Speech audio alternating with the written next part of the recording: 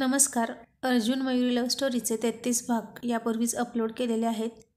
ते सर्व भाग वाचण्यासाठी कृपया आपल्या चॅनलला भेट द्यावी आणि ही स्टोरी पहिल्या भागापासून वाचावी, म्हणजे ती अधिक चांगल्या प्रकारे समजेल. मयुरीने अर्जुनला घट्ट मिठी मारली आणि इतक्यात पाऊस सुरू झाला. त्यांच्या प्रेमाच्या प्रवासाचा साक्षीदार व्हायला तो आला होता आणि तिला खूप आनंद झाला, कारण आज तिचा लाडका नवरा तिच्यासोबत भिजत होता आणि तिचा लाडका पाऊस त्या दोघांनाही भिजवत होता. तो त्यांना एकमेकांच्या आणखीनच प्रेमात पाडत होता. थंडगार वातावरणात कोसळणाऱ्या पावसात तिची मिठी त्याला खूप ऊब देत होती. ती जशी जशी भिजत होती तिची मिठी जास्त घट्ट होत होती आणि त्याच्या शरीरात आग पसरत होती आणि दोघेही भिजतच घरी आले. सकाळी सुकत घातलेले सगळे कपडे भिजून गेले होते. मग तिने कपाटातून दुसरे कपडे त्याला बदलायला दिले आणि तीही कपडे बदलायला गेली. आणि भिजलेल्या कपड्यावरून तिला आठवलं की लग्न झालं आणि त्यानं तिला घरी आणलं. त्यानं प्रीतीला आधीच त्याच्या मावशीच्या घरी सोडलं होतं, कारण तो मयुरीशी लग्न करून तिला घरात आणेल तेव्हा ती काय काय गोंधळ घालेल याचा काही नेम नव्हता. अर्जुन तिला हँडल करायला समर्थ होता, पण नवरा बायकोच्या या गोंधळाचा परिणाम प्रीतीवर नको व्हायला, म्हणून तिच्या सुट्ट्या संपेपर्यंत तिला तो सोडून आला होता मावशीकडे. 2 दिवस झाले तरी मयुरी त्याच्याशी बोलत नव्हती. रागात फुगून बसली होती. घरातलं काही करतही नव्हती. मग त्याने युक्तियुक्तीने तिला किचनमध्ये रमवली. मग त्याला वाटलं आता ही तिच्या मनाने सर्व कामं करेल, पण कसलं काय, एक नंबरचा आडमुठेपणा करायची ती. अर्जुनचे कपडे ती धुवायची नाही, मशीनलाच लावायचे होते कपडे, पण तीही ते करत नव्हती. मुद्दाम त्याचे कपडे बाजूला ठेवत होती. तिला त्याचे कपडे धुवायची लाज वाटायची. आणि मी का म्हणून याची कपडे धुवायची? आतापर्यंत स्वतःहूनच धुवत होता ना, मग आताही तसंच धुव, असं ती मनात म्हणायची. आणि अर्जुनराव मात्र तिची परीक्षा घेत होते. शाळेत कसे आधी धडा शिकवतात आणि मग परीक्षा घेतली जाते, पण अर्जुनराव मात्र सगळ्यात हटके. आधी ते परीक्षा घेतात आणि मग धडा शिकवायला सुरुवात करतात. आज त्याने मुद्दाम त्याचे कपडे मशीनला न लावता फॅक्टरीत गेला आणि तिनेही ते तिथेच ठेवून दिले आणि स्वतःचे कपडे धुतले. तिच्याकडे जास्त कपडे नव्हतेच, म्हणून ती रोज कपडे धुवून टाकायची आणि अर्जुन यायच्या आधीच ते सुकवून बॅगमध्ये भरून ठेवायची. ती तिचे खाजगी कपडे त्याला दिसू देत नव्हती, कारण तिला लाज वाटायची. संध्याकाळी अर्जुन घरी आल्यावर त्याने फ्रेश होताना पाहिलं की त्याचे कपडे तसेच आहेत. मग त्यानेही त्याला हात लावला नाही. दुसऱ्या दिवशी त्याने कपाटातून दुसरे बनियान आणि अंडरपॅन्ट घेतली आणि घातली आणि आताही तो त्याचे ओले कपडे न धुता निघून गेला. आजही तिने त्याच्या कपड्यांकडे मुद्दाम दुर्लक्ष केलं. तिसऱ्या दिवशीसुद्धा त्यानं कपाटातून कपडे घेतले आणि घातले. 2 जोड एक्स्ट्रा कपाटात होते ना, म्हणून तो तिच्यावर हा प्रयोग करत होता. पण मॅडमनी जणू त्याच्याशी असहकार पुकारला होता. त्याचे चक्क 3 दिवसांचे 3 जोड कपडे बाथरूममध्ये पडून होते, पण ती हातही लावत नव्हती. बायकोने नवऱ्याचे कपडे धुवायला काही हरकत नव्हती आणि लाज बाळगायचंही कारण नव्हतं, पण ती त्याला नवराच मानत नाही आणि त्यांच्यात नवरा बायकोचे संबंध निर्माण झाले नव्हते. एकमेकांच्या शरीराची ओळख नव्हती झाली अजून, त्यामुळे मी का त्याची कामं करायची, असं ती म्हणाली. आज येतानाच त्याने पुन्हा आणखीन काही जोड कपडे आणले होते. त्याला खात्री होती की आजही तिने त्याचे कपडे धुतले नसणार, आणि तसंच झालं होतं. मग दुसऱ्या दिवशी सकाळी नेहमीप्रमाणे तो लवकर तिच्या आधी उठला. आज सुट्टी होती, तो घरी होता, पण तरी त्याला सुट्टी नव्हती. चला अर्जुनराव, लागा कामाला, आज बायकोची गाडी रुळावर आणायचं काम आहे आपल्याला, असं तो म्हणाला. त्याला तिची खोड मोडायचं काम होतं ना, आणि त्याने तिच्या आधी उठून तिचे बॅगमधले सगळे कपडे घेतले आणि उशाला घेऊन झोपला. त्यात तिचे खाजगी कपडे पण होते, पण त्याला काही लाजबीज वाटली नाही, कारण ती माझी बायकोच आहे हे त्यानं लग्नाच्या आधीपासूनच मनाला सांगितलं होतं. नाहीतरी ती मला प्रेमानं निर्लज्ज या टोपण नावानेच हाक मारत असते ना. निर्लज्ज तर निर्लज्ज, मग आणखीन थोडा निर्लज्जपणा केला तरी चालेल, निदान निर्लज्जपणाचा कोटा तरी पूर्ण होईल.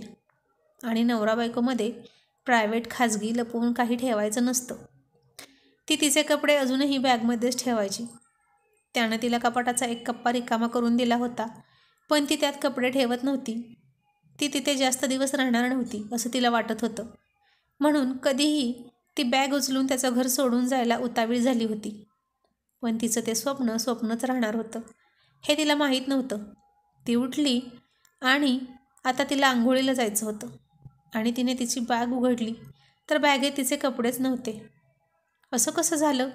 मी तर काल संध्याकाळी कपडे बॅगेतच ठेवले होते, रोज ठेवते तशीच. आणि चुकून कपाटात ठेवले का म्हणून तिने कपाटही पाहिलं. कपडे तिथेही नव्हते आणि तिची नजर अर्जुनकडे गेली. तो मात्र तिची ही गंमत चोर नजरेने पाहत होता आणि तिला त्याच्या उशाला तिची ब्रा दिसली आणि तिला खूप खूप लाज वाटली. शी, मी चुकून तिथं कपडे ठेवले की काय? नाही नाही, पण मी असं करणं शक्यच नाही. मला चांगलं आठवतं की मी कपडे इथेच ठेवले होते, बॅगमध्ये. मग त्यानंच घेतले की काय उशाला कपडे? नक्कीच त्यानेच घेतले असणार. तो काहीही करू शकतो, नुसता निर्लज्ज आहे. असं मुलींची कपडे कोण घेतं का? आणि तेही उशाला? शी, किती बेशरम आहे हा. आणि तो घालणार आहे काय ते कपडे आता? मयुरीला आता तिचीच लाज वाटत होती. काय विचार करत असेल तो माझ्याबद्दल? त्याने ते कपडे निरखून तर पाहिले नसतील ना? शी, तिला आता खूपच कसं तरी होत होतं आणि पाल अंगावर पडल्यासारखं तिला झालं होतं. त्याने तिचे कपडे निरखून पाहिले असतील या कल्पनेनेच तिला किळस येत होती. तिचे सगळे खाजगी कपडे तो घेऊन झोपला होता मुद्दाम. मग ती हळूच त्याच्या उशाला गेली आणि कुठून तरी ते कपडे घेता येतात का हे पाहायला लागली. पण नो चान्स. अर्जुनराव तिला अशी संधी कधीतरी देतील का? आणि तिने कपडे ओढण्याचा प्रयत्न केला तसा तो पटकन उठून बसला आणि ती झटकन चपापून मागे सरकली आणि तो तिचे सगळे कपडे मांडीवर घेऊन बसला. मग तर तिला तिथे थांबूही वाटेना आणि स्वतःला कुठे लपवावं हे कळेना. आणि तो खट्याळपणा करत तिला म्हणाला, काय ग, काय करत होतीस माझ्याजवळ येऊन? तेही मी झोपेत असताना. किस वगैरे करत होतीस की काय मला? मग त्यासाठी मी झोपेत असताना कशाला यायचं? वेडाबाई, तुला हवाय का किस? चल ये, आत्ता देतो. तेही मनसोक्त, खूप खूप डीप. मज्जा येईल तुला. छी, किती नालायक आहे हा. आणि ती चिडून मनात म्हणाली, नालायक कुठला, जराही बोलताना लाज वाटत नाही का ग? सांग ना, काय करत होती? आणि ती लाजत लाजत चाचरत म्हणाली, तू ते माझे, काय तुझे, बोल की. तुझ्या मांडीवर. असं म्हणून त्याच्या मांडीवरच्या कपड्यांकडे तिने इशारा केला. तो म्हणाला, अच्छा हे होय, हे तर आज मला हवंय. काय? तिनं आश्चर्याने विचारलं. वेडाबिडा झाला की काय हा मूर्ख कुठला? मुलींचे कपडे कोण घेईल का? का खरंच याला घालायचे ते? आणि तिच्या या कल्पनेने तिलाच मनात हसू आलं. कसं दिसल ते? शी. पण ते हसू दाबत ती गप्प बसली आणि म्हणाली, तुला कशाला हवेत ते? माझे कपडे ओले आहेत ना, 3 दिवस झालं धुतले नाहीत माझ्या बायकोने. मी का धू तुझे कपडे? तुझे तू धू, ती अशी म्हणाली आणि तिच्या शब्दात तिला तो पकडत म्हणाला, म्हणजे तू माझी बायको आहेस हे तू मान्य करतेस हो ना? आणि ती म्हणाली, नाही तसं नाही, पण याच्या आधी तू धुवायचा ना तुझे कपडे. याच्या आधी मी सिंगल होतो आणि हे माझं पहिलंच लग्न आहे आणि लग्न झाल्यावर बऱ्याच गोष्टी बदलतात. पण तो बदल तू स्वीकारायलाच तयार नाहीस आणि मला तो स्वीकारायचाही नाही, असे ती ठामपणे म्हणाली. अगं, 2चे 4 हात झाले आता आपले, तरी तुझा आपला एकच ठेका? हे ऐकून ऐकून आता मलाच कंटाळा आला आहे. दुसरं काहीतरी बोल ना, असा तो म्हणाला. तू माझे कपडे धुणार आहेस की नाही ते फक्त सांग. नाही धुणार. मग तुझे कपडे तुला नाही मिळणार, बस तशीच. ही काय जबरदस्ती? माझी मर्जी. तुझी मर्जी केव्हाच संपली, जेव्हा तू माझ्या गळ्यात हार घातलास. आणि ती मनात चिडून म्हणाली, मी कुठे हार घातला? तू स्वतःच्या हाताने माझा हात धरून घालून घेतलास. आणि मग तो म्हणाला, तुझे कपडे तुला हवे असतील तर तू पटकन माझे कपडे धुवून टाक, मी लगेच तुझे कपडे देतो. नाही तर तुझे हे कपडे माझ्याकडेच राहतील. आणि काय करणार आहेस तू हे कपडे घेऊन? आता बायको जवळ येत नाही तर तिचे कपडे तरी छातीशी घट्ट पकडून झोपतो की, तेवढी छान झोप लागेल, असं तो तिच्या डोळ्यात बघून अतिशय हळू आणि मादक स्वरात म्हणाला. आणि त्याचा तो मादक स्वर ऐकून तिच्या अंगावर काटाच आला. तिचं पूर्ण अंग शहारलं, जणू आता तीच त्याच्या मिठीत होती की काय असं तिला वाटलं.